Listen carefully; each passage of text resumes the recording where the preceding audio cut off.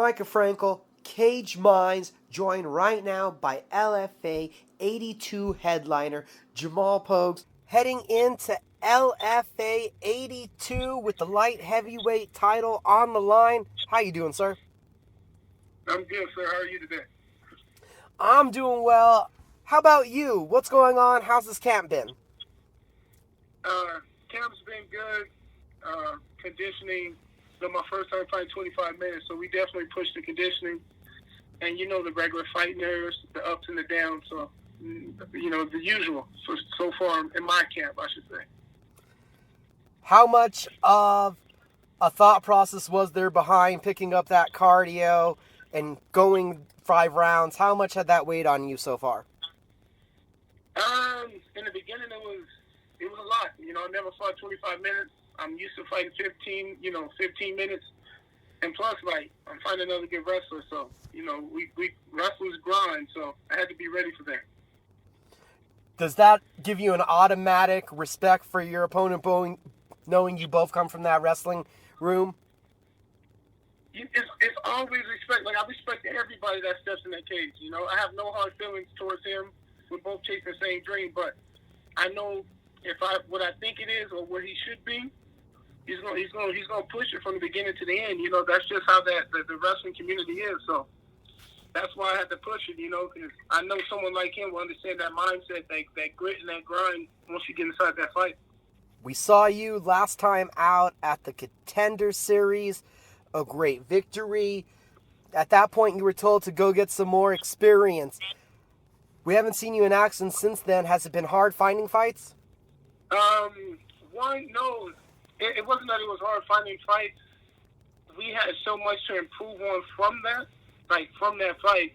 And we just went back in the lab and just started working. And then once we felt like we were ready to get a fight, then we started making calls again. And then, you know, LFA messaged me. I'm glad they had me in their, you know, in their scope. And then they asked me. And then it just seems like everything came at the right time. You had a big win. You were there on the national stage. You get the compliments from Dana White that you just need some more experience. So what kind of holes did you feel you saw after that fight? You know, like my boxing coach said, I should have thrown more punches.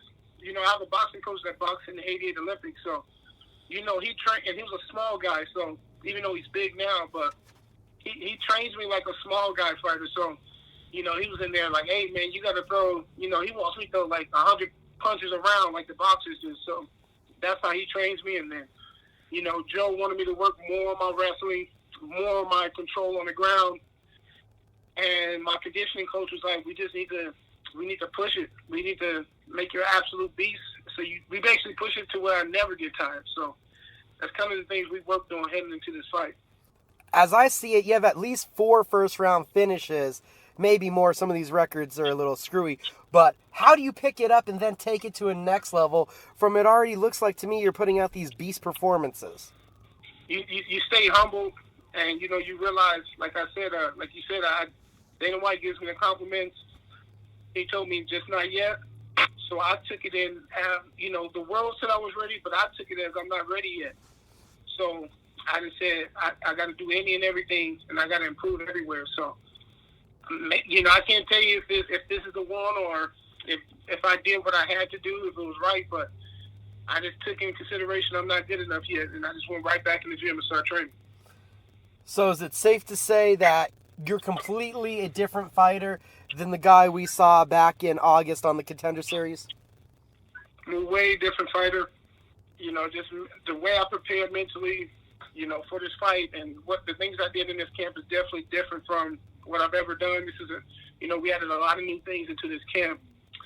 And, you know, my job in there is just to improve and get better from my last showing. So if anyone's looking at my last fight and people enjoyed it, I'm even better than that person. You know, I'm 2 times the fighter than I was that night.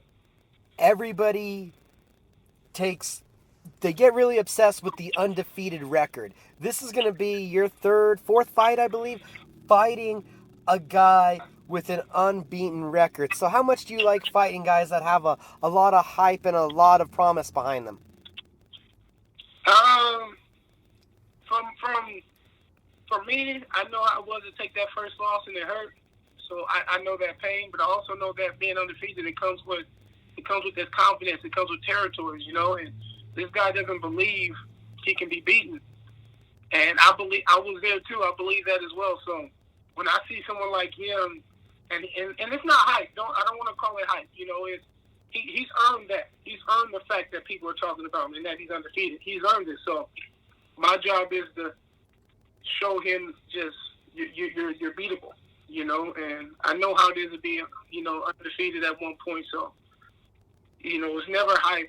I never said it was hype when I said when he was 5-0. He earned that, and that's the respect I'm giving him. That's the way I train. I respect him as he earned it, and I got to take it away from him. You said it in there. With that 5-0 record comes a lot of self-confidence, a lot of belief. How do you take some of that away from him and show him that he's just mortal? You know, you got to bring the fight to him, you know, and you got to show someone that they're not human. You know, like they're human. You know, I got to win these positions. I got to win these battles. Everywhere it goes in their fight, I got to be there with them. You know, I got to show them that I'm not going to give up a position. You know, I'm there to fight to the grind. You know, if he takes me down, I got to let him know, like, he worked for it. You know, if he hits me, you know, he earned it. So it's just not letting him get away with anything. You know, we're just not going to give anything away for free. Because, you know, when you start giving things away, you build that confidence to get into that zone. So you just make sure you apply pressure everywhere the fight goes from the beginning to the end. Not just did LFA call you for your first fight, for your fight since the Contender Series, but it's the main event, and it's a title fight. How do you feel about all those factors combined? In the beginning, I was shocked. I was happy. I was scared. I had all the emotions, and then finally, I think it just dialed in, and you know, my family, my friends just told me, like, hey, this is what we've been working for. Like, this is part of the process. This is why you're doing this, you know. And I think I finally, after a few weeks, the emotions went down, and I was just ready for camp, you know. But it's definitely a blessing, you know. And you know, you never realize where you're going to go in your journey. Like, you be like, hey, you know, I used to joke around with my team, say, you know, it'd be cool to fight for LFA. You know, like, you know, you never think stuff like this is going to happen. Then when it's happening, you're like, oh, damn, like, it's here. You know, and you just got to show up this time. You know, you can't, there's no more dreaming. You know, it's like, it's here. It's in front of you, so go take it. And on that, dreaming of it coming to reality, what did you think of your teammates' performance this past weekend, and how does that reinsure what you guys are doing in the gym, seeing what Dominic Reyes did against John Jones? It was fun, you know. It's like when you fight, it was a piece of me out there, you know. And congratulations to Dom, congratulations, you know, and you know, he definitely showed that 7-6-0 to high desert is, you know, we're coming, you know. It's a lot of threats out here. And, you know, and I'm right behind him, so. But, and also, you know, congrats to the GOAT, you know, John Jones. And what I took from the fight, honestly, I messaged him, and you know, and I said, we just got to get better. And that's what I texted him.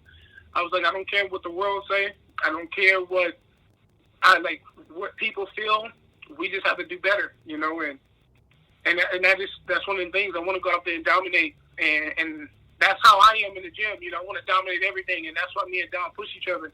So I just told him, let's get back in there. We got to do better. So, and hopefully, you know, he gets a rematch. But I'm proud of that guy for what he's done. You know, definitely bringing the attention to the high desert. LFA 82, do you see that opportunity? Do you think you can dominate this fight?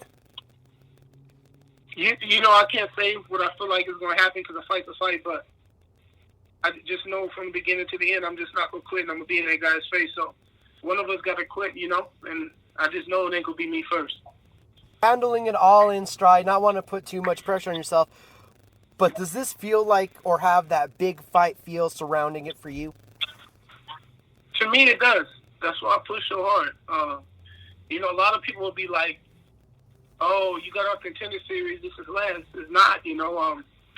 It's different when you get one win and you get the exposure. Like you said, that now people are talking. And it's easy to fall off, you know. And for him, this is going to be a big step up because he's known where I fought at and, you know, who I fought. So it's also a target on my back, you know, and I got to let the world know that, like, I'm just not one time, you know, here for this one fight and that's it. You know, I got to continue to put on shows. And I know I have a loss today, and I was very close to winning, and I lost them. And then I just hit this switch, and I just got to continue to show the world that, like, I'm going to be one of the best. So it was a big feeling, and it's for the title. I know it's going to be a lot of people watching. I know he's undefeated. And I just got to keep applying pressure and show everyone that I'm here to stay this time. You can watch it on UFC Fight Pass, LFA 82. Jamal Pogues. Pogue, it's been great in getting to talk to you, sir. Wanted to give you a moment real quick. Were there people that you need to thank, shout out to? I want to thank the MMA community that's watching. You know, a lot of us is not in the UFC yet or Bellator, so if you're a good MMA fan and you're a constant MMA fan, hopefully you guys watch and you guys enjoy my performance. And I just want to thank my family, my coaches, Joe Daddy Stevenson, Joel Rodriguez, Xavier Martinez, my manager, Gilberto Faria. And I want to thank, Cobra Kai, Victorville, California, Dan Henderson's Team Quest, and lastly, Northridge of Romulo Bahal opening his doors. And I just want to thank everyone who's been part of my journey. And, you know, it's big things coming this way. And last thing, Jamal, real quick, can you tell everybody how they can keep up with you on social media? Guys, you can follow me on Instagram at Stormtrooper MMA _ and on Twitter at MMA _finest, and Facebook, Jamal Pogues. And hopefully you guys just keep watching my journey and I make it fun for you guys. And actually, I did want to ask real quick, is there a backstory on the nickname? The backstory on the nicknames, a lot of people think it's because I'm a big Star Wars fan, and that's how I got the name. I am a Star Wars fan, but that's not true. So what happened is, prior to me joining, Cobra Kai with Joe Daddy Stevenson, I had an old coach who basically talked trash about me, and I went to his gym and called him out to fight. And when I came back to Cobra Kai with Joe was like, you can't be storming into people's gyms like that. And then next thing you know, like a few days later, they're like, we're going to call Jamal the Stormtrooper because he's just going in there fucking everybody's shit up. And, and that's what Stormtroopers do. So they gave me the name the Stormtrooper. But yes, I am a Star Wars fan, but that's not how I got my name. That is an awesome story, sir. Again, Jamal Pogues, thank you for the time, sir. Thank you so much for having me. LFA 82 taking place at the Mystic Lake Casino Hotel, Prior Lake, Minnesota. If you can't be there live, watch it on UFC Fight Pass this Friday.